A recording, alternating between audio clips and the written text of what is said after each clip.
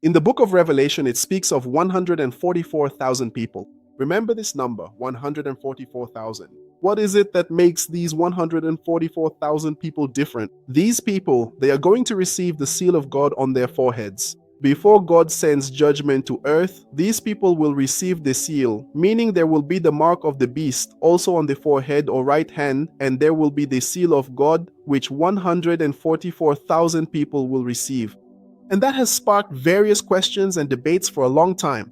The question is, who are these 144,000? I've heard people say that these 144,000 will be the only ones who will inherit heaven, and it's just them. And the question I ask is, what about me and you? Where do we fit into all of this? Aren't we going to inherit heaven too? So I kind of dismiss that hypothesis. Other people also say that these 144,000 will inherit heaven and we will inherit the renewed earth, right? Because there will be new heavens and new earths, and we will stay on this new earth, right? And they will stay in the new heaven. In other words, there are many questions that create a lot of doubt, but I've brought a very cool theory here. I'll give a great explanation, and I'm sure you'll really like it. Click like, subscribe here, and leave a comment too. Who do you think these 144,000 are? Now, I'm going to give a really cool explanation, so pay close attention. Look, these 144,000 are described there in Revelation 7. It is written that God will seal them on their foreheads before sending judgment here on earth. Could it be that they come from the 12 tribes of Israel? Could these 144,000 be the 12,000 from each tribe of Israel?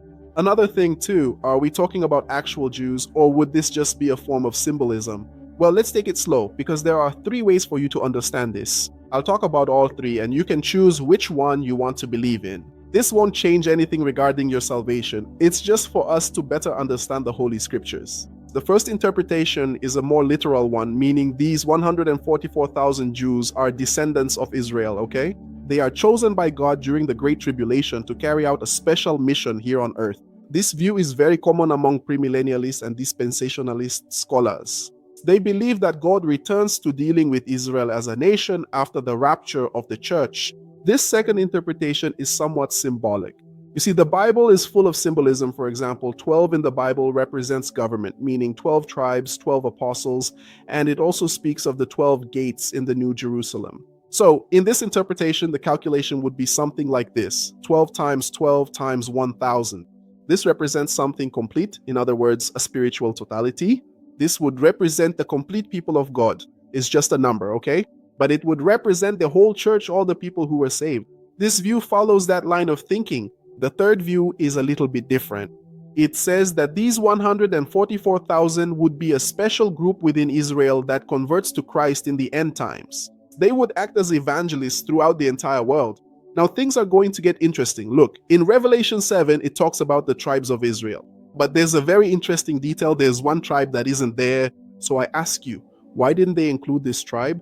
Did this tribe do something wrong? Did they do something they shouldn't have? Which tribe do you think it is? You, as a student of the Holy Scriptures, already know which tribe I'm talking about. For those who don't know, do you have a guess? Leave your comment below. Is it the tribe of Benjamin, the tribe of Levi, the tribe of Judah? Which tribe is it? If you have a guess, leave it down in the comments. But this tribe is one that didn't stand out much. This tribe is the tribe of Dan. This tribe does not appear in Revelation 7. The question I ask you is, for what reason does it not appear there? And now there's another strange thing there, because there's another tribe, the tribe of Manasseh. It appears separately, even though it's already linked to Joseph's inheritance. Now I ask you, why does this happen? We have an explanation, especially regarding the tribe of Dan. Historically, this tribe is linked to idolatry. You just have to read Judges 18, take a look later, Judges 18. You'll see that the tribe of Dan committed a lot of idolatry there. So some church leaders even said that the Antichrist could come from the tribe of Dan. So in light of this, some questions arose. Would this absence of the tribe of Dan there be a judgment or just a reorganization of the tribes? This shows something even greater. Could it be that God is showing there that the seal isn't just a matter of blood or origin, but also has to do with character and spiritual life? Because if you analyze Revelation 14 well, you'll see that the 144,000 appear there again. They are on Mount Zion with the Lamb and have the Father's name written on their foreheads and are also called virgins.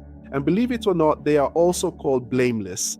And here it brings up another question that is one question after another. It gets a bit confusing, but we'll break it down bit by bit. They are portrayed as virgins. Would this virginity be something literal or a way of talking about purity? Some even say that these are Jewish men who didn't marry but were set apart for the mission during the tribulation here on earth. Others understand that this would be symbolic language, meaning they were simply faithful, that's it. Faithful in the sense of not contaminating themselves with the system of the beast. Now, pay attention to this detail because this is very important. In the first moment, John looks and sees 144,000. But right after, he sees a great multitude, a multitude that no one can count. First, he sees 144,000, which can be counted. Then he sees a multitude that cannot be counted. Now, I remembered something. Read Genesis 15. You'll see that God made a promise to Abraham that his descendants would be like the stars in the sky, which no one would be able to count.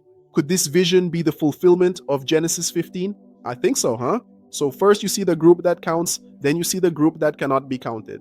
Could these 144,000 be just the first fruits, just the beginning of a great worldwide harvest? Because look, the seal on the forehead is the opposite of the mark of the beast from chapter 13. On one side, we'll see the seal of God, and on the other, you have a mark of loyalty to the Antichrist's system. So here you realize that there is no neutrality. There is a group that is sealed that belongs to God, and there is a group that is sealed that belongs to the Antichrist, but it's not written that there are people without a seal. In other words, either you belong to one or you belong to the other. Everyone has to belong to someone. So in the end, there's no such thing as, oh, I don't know, oh, I'm a bit confused, I haven't made my decision yet. You decide it's one or it's the other. Some scholars, they even come to believe that these 144,000 will be a missionary force in the most difficult period of history, because if the church is no longer on earth in this period, who is going to announce the gospel?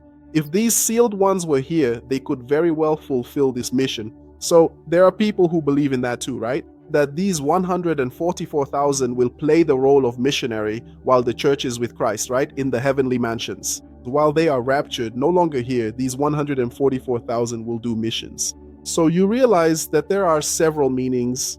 There is another group of people too who understand that these 144,000 is a symbolic figure of the faithful church, which remains firm even in the midst of persecution. And there are still more interpretations. I'll mention one more here, okay?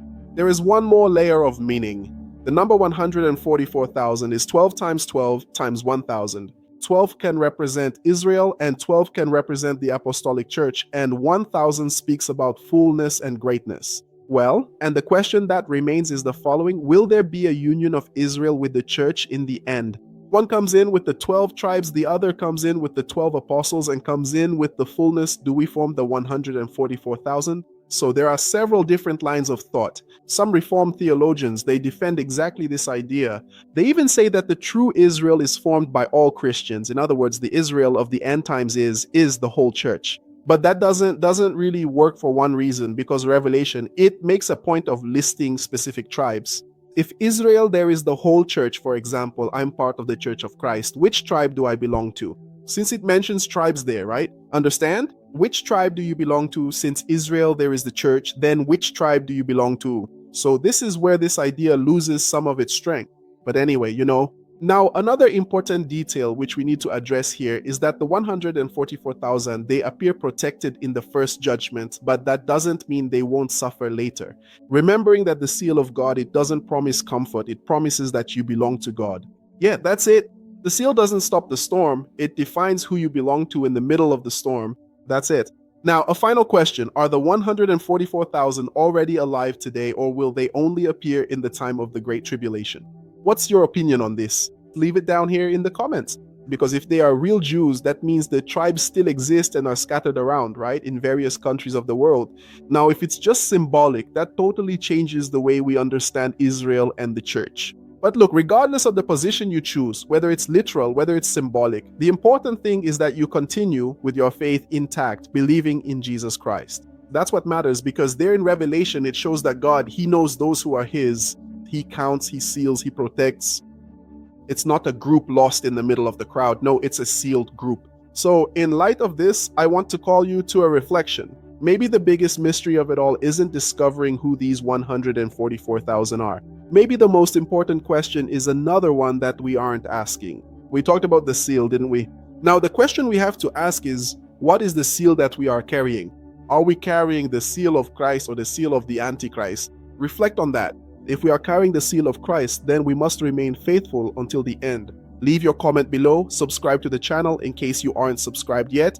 Tell me also if you're enjoying this new style here where I show my face, have a nice chat here with you. Subscribe to the channel, leave a like, and that's it. Until the next video, thanks, a big hug, stay with God.